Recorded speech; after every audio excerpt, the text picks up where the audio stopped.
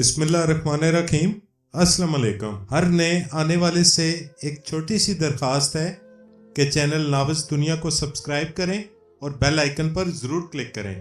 तो आइए चलते हैं कहानी के बकिया हिस्से की जानब। नावज़ देवता किस्त नंबर 26। निकलने के लिए कहीं इत्मीनान से बैठकर मंसूबा बनाना होगा। वो सोचते सोचते रुक गई। इसकी ज़हनी समात से चचा जान की आवाज़ टकराई थी। जैसा कि मैं पहले बयान कर चुका हूँ कि जब कोई हमें मुखातब करता है तो इसकी आवाज़ हमारे कानों से टकराती है।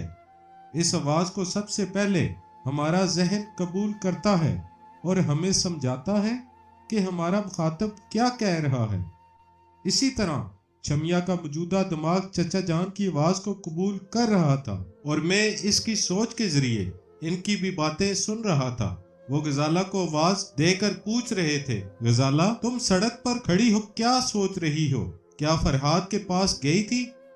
छमिया सोचने लगी, ये बूढ़ा कौन है?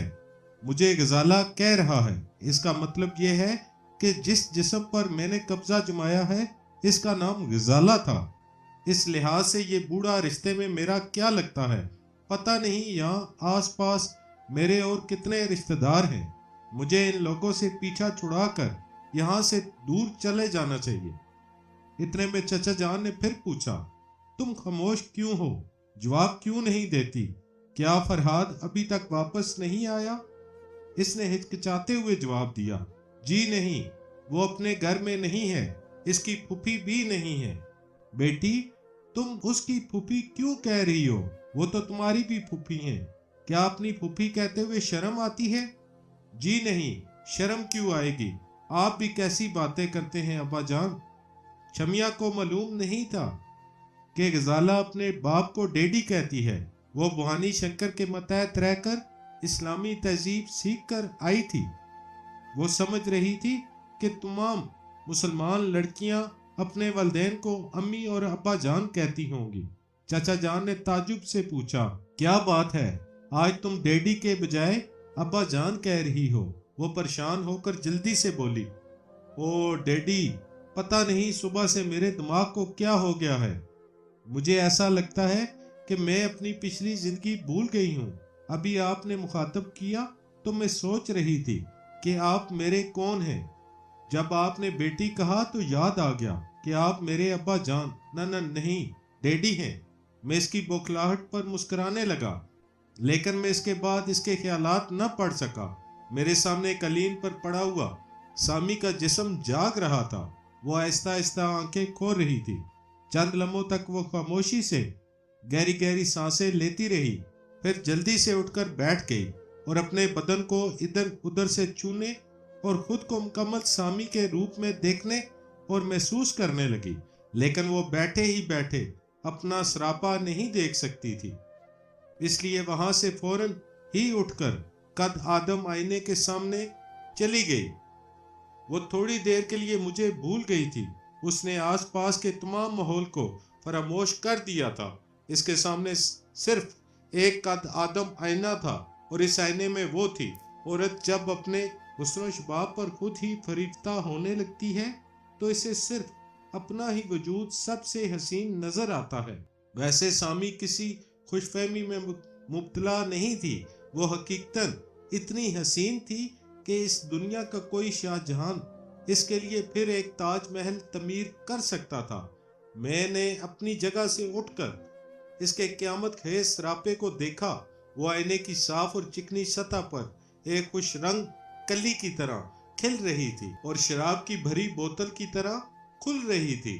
मुझ पर नजर पड़ते ही इसकी अंगड़ाई टूट गई। इसे याद आ गया कि वो तन्हा नहीं है। इसने झेंप कर सर को झुका लिया, फिर जेरे लब मुस्कुराती हुई बोली, मेरे देवता, मैं खुशी से पागल हो गई थी।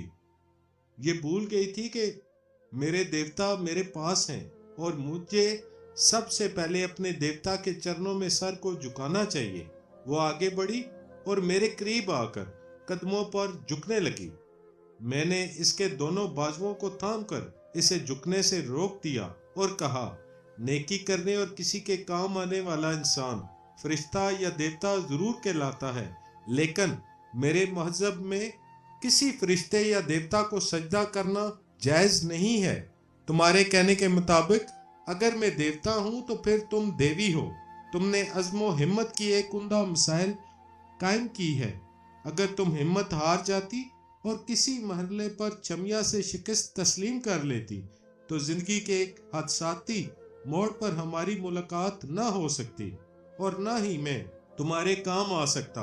हकीकत ये है कि तुमने अपने हौसलों से अपने हुस्न शुबाब की खोई हुई दौलत हासिल की है। ये जिस्म तुम्हारी जदोजहद का इनाम है और ये इनाम तुमने दिया है मेरे देवता। मुझे देवता न कहो, मेरा नाम फरहाद है।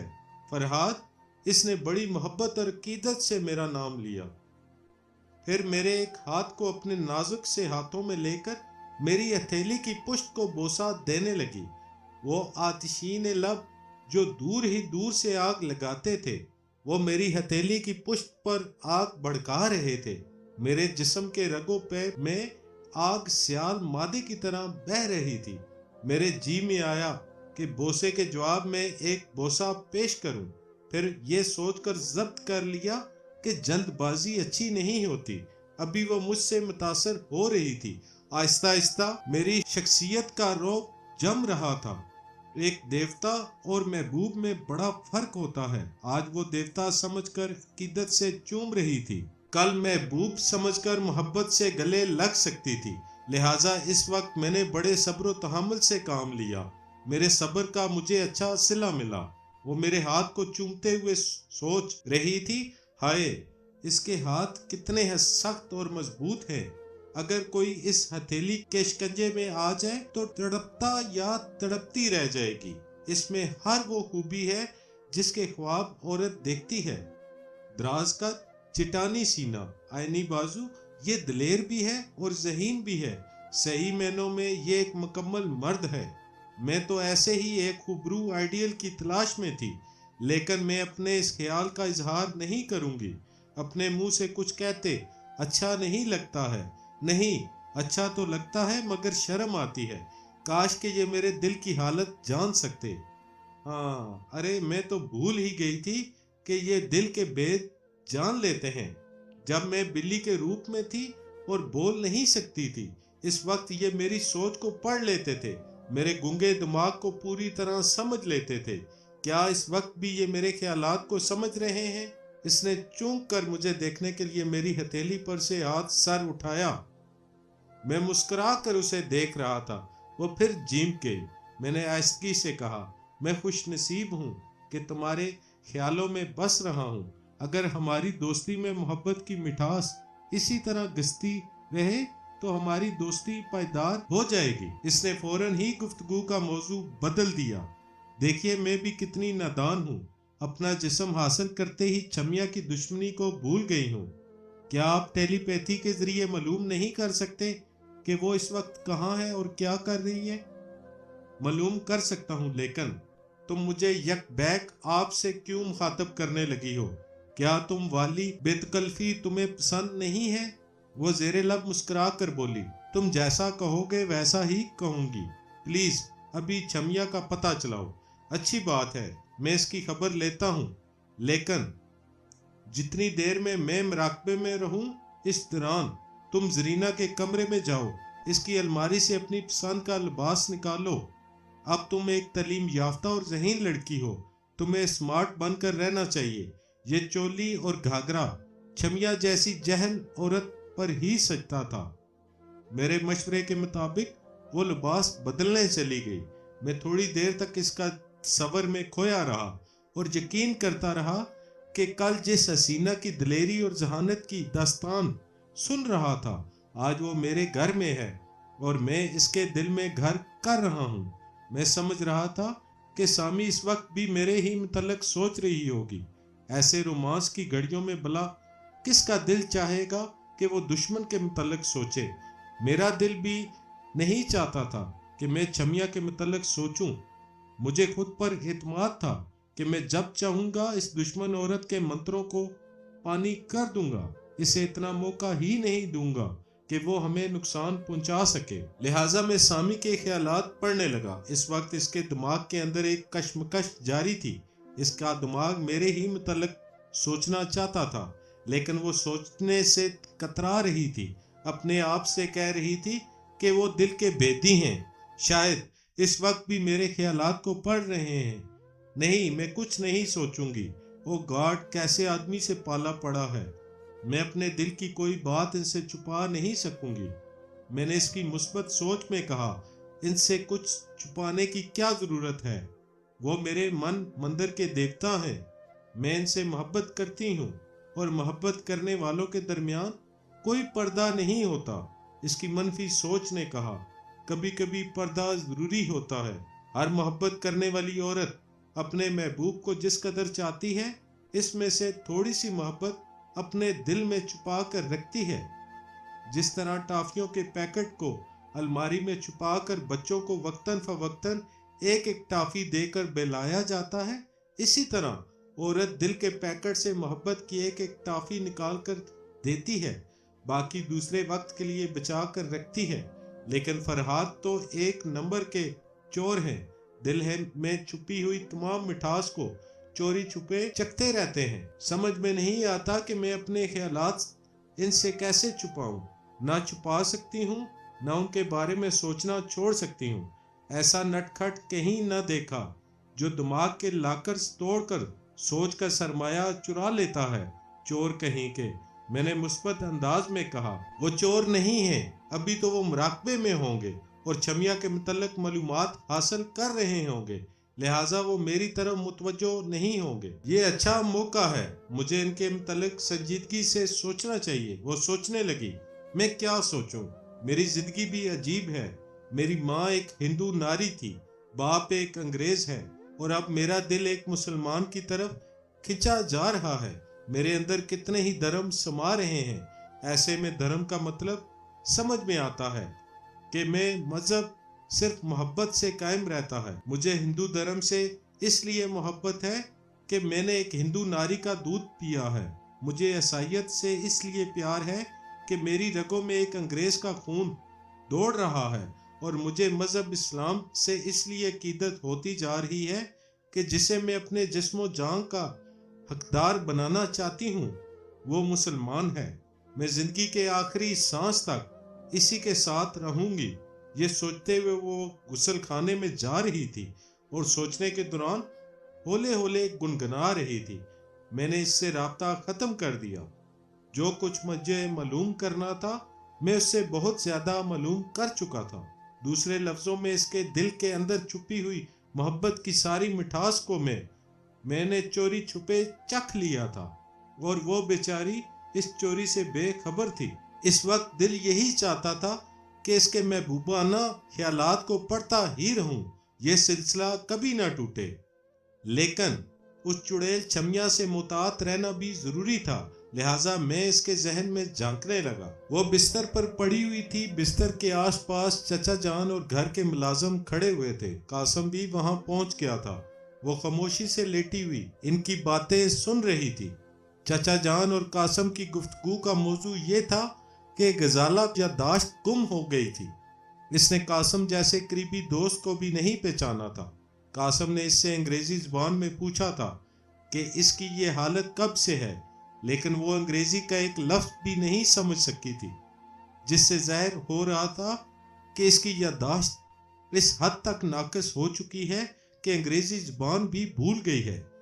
اسے طرح طرح سے یاد دلانے کی کوششیں کی جا رہی تھی۔ اس سے ایک کاغذ پر اپنا نام لکھنے کے لیے کہا گیا، لیکن وہ نہ تو انگریزی میں لکھ سکی اور نہ ہی اردو زبان میں، حتیٰ کہ اپنے دستخط بھی نہ کر سکی۔ وہ بیچارے کیا جانتے تھے کہ انگریزی بولنے اور سمارٹ بن کر رہنے والی غزالہ کی روح اپنے جسم کے مکان سے پرواز کر چکی ہے، اور اس مکان میں ایک جاہل گوار چھمیا نے ڈیرا جما لیا ہے، اور وہ یادداشت گم ہونے کا ناٹک کھیل رہی ہے۔ اس کا ناٹک حقیقت سے بالکل قریب تھا، کیونکہ وہ غزالہ کی گزری ہوئی زندگی کے حالات سے واقف نہیں تھی۔ چچا جان وغیرہ کبھی یہ سوچ بھی نہیں سکتے تھے، اور نہ ہی کبھی یہ یقین کر سکتے تھے کہ بیٹی کا جسم وہی ہے اور روح بدل گئی ہے۔ انہوں نے پریشان ہو کر قاسم سے کہا، تم یہاں بیٹھو، میں ڈاکٹر شیرازی سے ملاقات کا وقت مقرر کرتا ہوں۔ وہ ماہر نفسیات ہیں، وہی صحیح طور پر سمجھ سکیں گے کہ غزالہ کے ذہن سے پچھلی زندگی کیسے مٹ گئی ہے۔ یہ کہہ کر وہ کمرے سے باہر چلے گئے۔ ان کے جاتے ہی چھمیا نے ملازموں کو بھی وہاں سے جانے کے لیے کہا۔ اس نے قاسم کو تاڑ لیا تھا کہ وہ کام کا آدمی ہے۔ ملازموں کے جانے کے بعد اس نے قاسم سے کہا، میں بہت پریشان ہوں، میری سمجھ میں نہیں آتا کہ مجھے کیا ہو گیا ہے۔ کیا سچ مچ تم میرے دوست ہو؟ ہاں، یہ تمہارے ڈیڈی بھی کہہ چکے ہیں کہ میں تمہارا دوست ہوں، پنڈی کا رہنے والا ہوں، میرا نام قاسم ہے۔ ہم دونوں تنہائی میں کتنی ہی رنگین گھڑیاں گزار چکے ہیں، میں تمہارے بدن کی خوشبو پہچانتا ہوں۔ یہ کتنے افسوس کی بات ہے کہ تم مجھے بھی بھول گئی ہو۔ بتاؤ غزالہ، میں تمہارے لیے کیا کر سکتا ہوں؟ کیا واقعی تم مجھ سے محبت کرتے ہو؟ کیا میں جو کہوں گی وہ کرو گے؟ ہاں، تم پہلے بھی مجھے آزما چکی ہو، اب بھی آزما کر دیکھ لو، جو کہو گی میں وہی کروں گا۔ بتاؤ تم کیا چاہتی ہو؟ چھمیا نے جواب دیا، اس ماحول میں میرا دم گھٹ رہا ہے، میں یہاں سے کہیں دور جانا چاہتی ہوں۔ ایسی حالت میں ڈیڈی مجھے کہیں جانے کی اجازت نہیں دیں گے، کیونکہ میں یہاں کے راستے بھی بھول چکی ہوں۔ یوں لگتا ہے جیسے میں ایک انجانی دنیا اور ایک انجانے گھر میں سانسیں لے رہی ہوں۔ کیا تم مجھے اس قید خانے سے دور کہیں لے جا سکتے ہو؟ میں تمہاری ہر خواہش پوری کر سکتا ہوں۔ تمہارے پاس جتنی رقم اور زیورات ہے اسے ساتھ لے لو۔ تم مجھے اس شہر سے دور لے جانے کو کہتی ہو، میں تو تمہیں دنیا کے اس سرے سے اس سرے تک لے جاؤں۔ چھمیا نے پوچھا، کیا تم جانتے ہو کہ میں نے اپنی رقم اور زیورات کہاں رکھے ہیں؟ قاسم نے ایک الماری کی جانب انگلی اٹھا کر کہا، ہاں، تم اس عینی الماری سے کئی بار میرے سامنے رقمیں نکالتی رہی ہو۔ اس الماری کی چابی ڈریسنگ ٹیبل کے نچلے دراز میں ہے، اسے کھول کر دیکھو، شاید تگڑی رقم ہاتھ آ جائے۔ اچھی بات ہے، ڈیڈی کو باہر جانے دو، میں یہاں سے اپنی تمام پونجی سمیٹ کر تمہارے ساتھ چلوں گی۔ یہ کہہ کر وہ خاموش ہو گئی اور دل ہی دل میں منصوبے بنانے لگی کہ اس گھر سے نکلنے کے بعد وہ قاسم کو اپنی جوانی سے بہلائے گی اور اسے سرحد پار اپنے ساتھ چلنے پر راضی کر لے گی۔ اگر وہ راضی نہ ہوا تو اپنے منتروں سے اسے ایسا ناچ نچائے گی کہ وہ اس کے اشاروں پر چلنے کے لیے مجبور ہو جائے گا۔ یہاں تک اس کے خیالات پڑھنے کے بعد میں نے اس سے رابطہ توڑ دیا۔ اس وقت سامی دروازہ کھول کر اندر آ رہی تھی۔ وہ آئی تو بلو بہاری آئی۔ میں چند لمحوں تک ساکت و جامد ہو کر اسے دیکھتا رہ گیا۔ غسل کرنے کے بعد وہ برسات کی چاندنی کی طرح نکھر گئی تھی۔ خوابگاہ کی کھڑکیاں اور دروازے بند تھے اور ان پر دبیز مخملی پردے پڑے ہوئے تھے، اس لیے دن کے باوجود رات کا سما تھا۔ کچھ اندھیرا تھا، کچھ اجالا تھا، اور وہ اجالا بھی سامی کے دم قدم سے تھا۔ اس کے قدم دہلیز پار کرنے کے بعد یوں تھم گئے جیسے دو دھڑکتے ہوئے دلوں کے درمیان وقت تھم جاتا ہے۔ میری شوخ نظروں کی تاب نہ لا کر اس کی نظریں جھک گئی تھی۔ وہ ٹیلی پیتھی نہیں جانتی تھی، میرے خیالات نہیں پڑھ سکتی تھی۔ ٹائم ایسے وقت ہر نوجوان لڑکی اپنے چاہنے والے کی ایک ایک سوچ کو اچھی طرح سمجھتی رہتی ہے۔ وہ بھی سمجھ رہی تھی کہ میری نگاہیں اس کے وجود کے چپے چپے پر بہک رہی ہیں، کہیں ٹھہر رہی ہیں، کہیں پھسل رہی ہیں۔ ریشم کے بدل ململ کی ساڑی یوں لپٹی ہوئی تھی جیسے جذبے جذبوں سے لپٹ جاتے ہیں۔ میں ٹھہر ٹھہر کر ایک ایک قدم اس کی طرف بڑھنے لگا۔ مجھے یقین تھا کہ وہ میرے بازوؤں میں پگھل جائے گی، کیونکہ میں اس کے چور جذبوں کو پڑھ چکا تھا۔ وہ دل ہی دل میں فیصلہ کر چکی تھی کہ مجھے اپنے جسم و جان کا مالک بنائے گی۔ پھر بھی ہمارے درمیان جب 2 قدم کا فاصلہ رہ گیا تو میں نے اس کے جذبات کو سمجھنے کے لیے پھر ایک بار اس کے خیال کو پڑھا۔ وہ سوچ رہی تھی، میں کیا کروں؟ یہ مجھے ایسی نظروں سے دیکھ رہے ہیں جیسے بھوکا درندہ اپنے شکار کو دیکھتا ہے۔ میں کوئی شکار کی ہوئی چیز تو نہیں ہوں۔ میں تو یہ سوچ رہی تھی کہ یہ رفتہ رفتہ بڑے پیار سے مجھے اپنائیں گے۔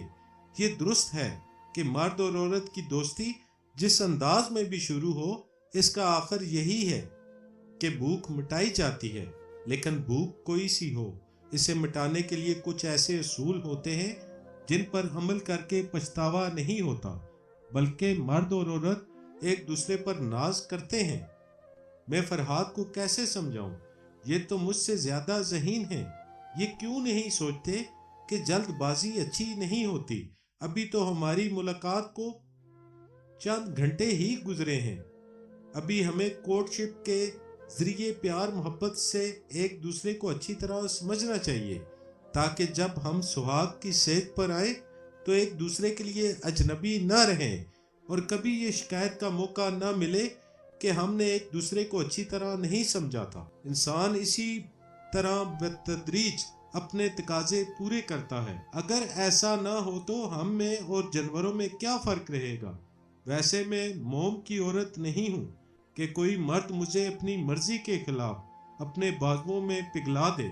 अगर कोई और होता तो मैं इसे तिकनी का नाच नचा देती, लेकिन फरहाद से मैं खुद को बरतर नहीं समझना चाहती। ये मेरे आइडियल हैं और मेरे देवता भी। मैं इनके कदमों में झुकना चाहती हूँ, मगर मुझे ये एहसास न दिलाया जाए कि मुझे जबरन झुकाया गया है।